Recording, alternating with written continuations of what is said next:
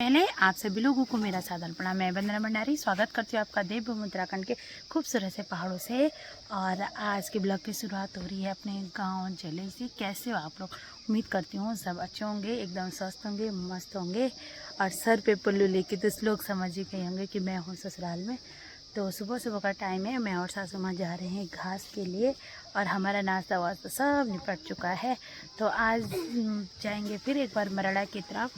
तो ले चलूँगी मैं आपको मराड़ा की तरफ। थोड़ा वहाँ की देख रेख भी करनी ज़रूरी होती है। जब घर आ गई है तो क्यों ना एक चक्कर मराड़ा जाया जाए और वहाँ देखा जाए कि वहाँ कैसा घास होता है, क्या क्या उड़ता है।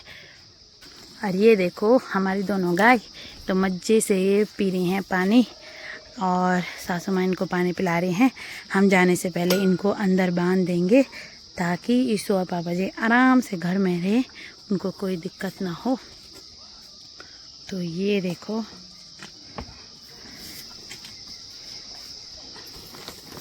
तो यू कॉल आना था सु कौनते था ना।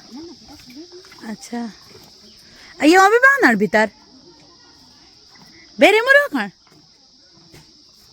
और आज के मौसम की बात करें तो आज मस्त सा मौसम हो रखा है, एकदम न ज़्यादा धूप और न ज़्यादा ठंडा। और ठीक सामने माँ ज्वालपा देवी के दर्शन। तो ये देखो माता ज्वालपा देवी आप सभी लोगों की मनोकामना पूर्ण करे। जय ज्वालपा। तो ये है हमारे गांव का सुंदर सा मंदिर। वैसे तो जो मेरे ब्लॉग पहले से देखते होंगे उनको तो पता ही होगा, लेकिन जो अभी काफ़ी नए जुड़े हैं तो उन लोगों को नहीं पता होगा। तो ये देख सकते हो आप। और ठीक सामने से सुंदर से बादल भी निकल रहे हैं और केदारनाथ की पहाड़ियों पे सुंदर सा हिमालय।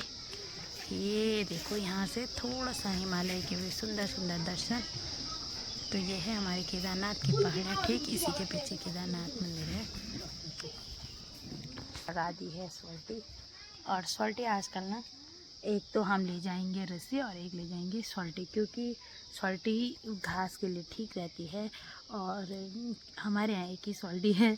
आजकल ना सोल्टियों की भी दिक्कत हो रही है। ये काफ़ी अच्छे से इसकी बुनाई हो रखी है, देख सकते हो आप। ये है रिंगाल की।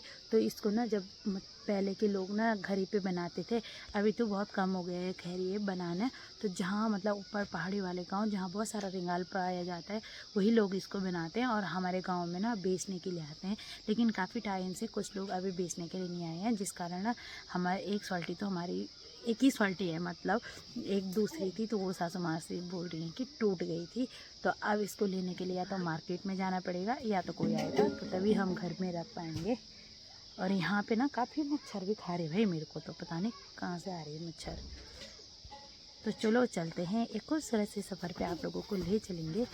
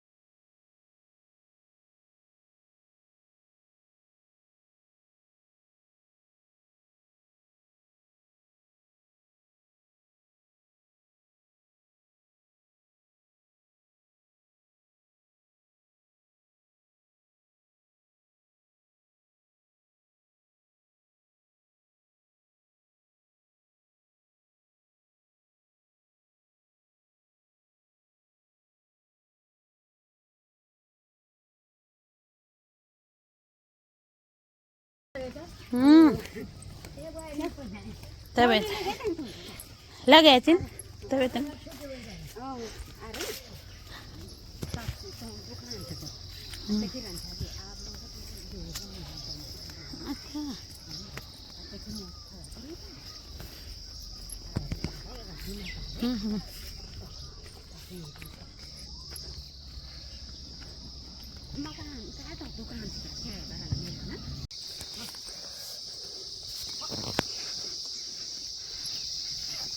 इतनी लंबी चढ़ाई के बाद हम पहुंच चुके हैं भूतेवर धार में। भूतेवर धार में बुद्धेव देवता का सुंदर सा मंदिर और ठीक ये घाटी दिख रही है। चंद्रापुरी वाली सामने और खुंडगांव सब गांव दिख रहे हैं भाई। सूर्य देव की वजह से ना पूरा काला काला हो रहा है। और आजकल घास की बात करें तो काफ़ी अच्छा घास हो रखा है, क्योंकि बरसात के बाद का ये घास अभी इसकी कटाई नहीं हुई है। इस घास को रखते हैं इसी महीने के लिए, मतलब जब अब ठंडियों का सीजन आता ना उस टाइम कुछ हरा भरा नहीं रहता है, तो इसलिए इस घास को उस टाइम के लिए रख दिया जाता है। ये देखो जी, पहाड़ की नारियाँ सभी ऐसी होते हैं। घास काटते काटते ना फ़ोन कान पे परंदे से बांध दिया है और मज़े से बात करते करते जो टाइम का पता भी न चले और काम भी हो जाए। तो अब मैं भी जल्दी जल्दी घास काटने पे लग जाती हूँ, क्योंकि हमें टाइम पे घर भी जाना है। और ये देखो सासू माँ तो लग गई हैं, तो देखते हैं हम कितने बजे तक घास काट पाते हैं। 10 से, और अब देखते हैं कितने टाइम तक काटते हैं।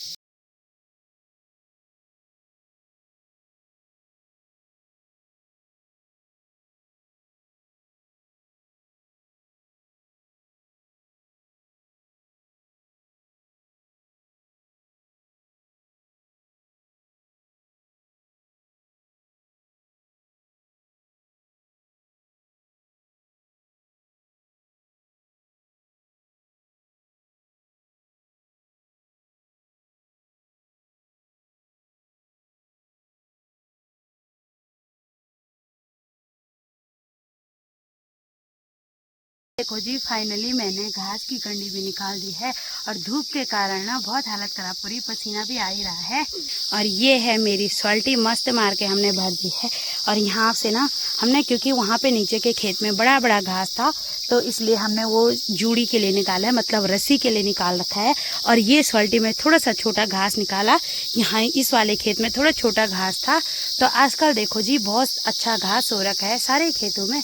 जब गाय भैंस रहती है ना तो घास भी बहुत ही ज़रूरी होता है, क्योंकि घास जाने के लिए हमारे यहाँ इतने बड़ी बड़ी पहाड़ियों पे चढ़ना पड़ता है।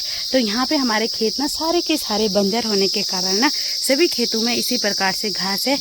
और ये सब के सब, मतलब हमारे परिवार के जितने भी लोग हैं सबके खेत हैं ना यहाँ पे, तो इसी वजह से सबके घास के लिए थोड़ा अच्छा ही है कि ताकि यहाँ पे ना कहीं हमें जंगल में न जाना पड़े। हम तो एकदम यहाँ पे आके एकदम अपना घास गाय भैंसों को ले जा सकते हैं। और दोनों का साथ साथ काम करने से ना एक चीज़ बहुत अच्छी हो जाती है कि हमने ना जो घास हमने लगभग निकालना था 2-3 घंटे में, वो हमने लगभग निकाल दी है 1 से और 1.5 घंटे में। 2 भारी हमने मस्त करके घास की निकाल दी है, सॉल्टी भी भर दी है और रस्सी के लिए भी पूरा घास निकाल दिया है। अब हम जाते हैं थोड़ी देर में घर की तरफ, क्योंकि घर में हमें खाना भी बनाना है। पापा ने बोला था कि मुझे नाश्ता देने के लिए तुम्ही लोगों ने आना है। इसी वजह से पापा जी की तबीयत ना थोड़ा सा मतलब शुगर बढ़ने के कारण ना नाश्ता उन्होंने बोला कि सुबह सुबह मेरा मन नहीं कर रहा है कि तुम लोग घास से जब आओगे मैं तभी नाश्ता करूँगा, लेकिन लेट भी काफ़ी हो गई है। तो हम भी जल्दी जल्दी अब घर जाने की तैयारी कर लेते हैं। जल्दी जल्दी एक भारी मतलब रस्सी में रखते हैं, तो उसके बाद हम घर की तरफ चले जाते हैं। तो ये देखो जी, सासू माँ कुछ इस प्रकार रस्सी में ना घास को रख रही हैं। और जो ये डंडा खड़ा कर रखा है ना, ये था क्या बोल दा सुयोटो, तो इसको सुयोटो बोला जाता है, ताकि ना भारी इस घास में ये, क्योंकि ये रस्सी फिसलन वाली होती है तो घास का गिरने का डर रहता है। और इस पे जब हम इस प्रकार से होल देते हैं तो उसके बाद ये ऐसे ही घर चला जाता है। तो ऐसे ही हम इस भारी को हमेशा लगाते हैं और घर की ले जाते हैं। तो यही हमारा आजकल का काम धाम है। तो ये देखो गई है प्यास, तो मैं थोड़ा पानी भी पी लेती हूँ, क्योंकि हम यहाँ डेली ना पानी की बोतल लेके आते हैं। देखो जी, फाइनली हमने घास घर ले जाने की तैयारी कर दी है और सासू माँ आ रही हैं ठीक सामने से। ये देखो भाई, हमारी पहाड़ की नारियाँ इतने बड़े बड़े भारे ले आती हैं घर की तरफ।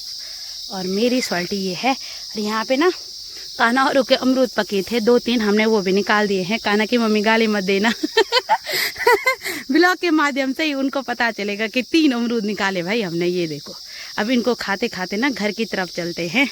ये देखो जी, फाइनली हम अपने मस्त वाले जगह पे पहुंच गए हैं, जहाँ पे एकदम छाया है और धूप से हालत खराब पूरी है। ऐसा लग ही नहीं रहा भाई ये अक्टूबर का महीना हो गया। और ये मेरी सॉल्टी, ये देखो कितनी धूप हो गई है भाई, बाप रे, हालत खराब, एकदम हालत खराब हो रही है। तो चलते हैं, बढ़ते हैं फिर से एक कदम की दूरी पे। जितना आए हैं उतना ही हमको और जाना है।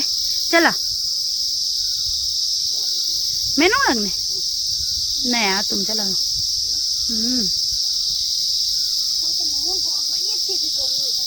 तभी तो। ये देखो जी, फाइनली हम लोग पहुंच गए हैं गौशाला में और थकान भी लग गई है। इस टाइम पसीने से भी हालत ख़राब हो गई है। तो अब चलते हैं हम घर की तरफ, क्योंकि पापा जी का फ़ोन ना 2-3 बार आ गया है कि कहाँ हो।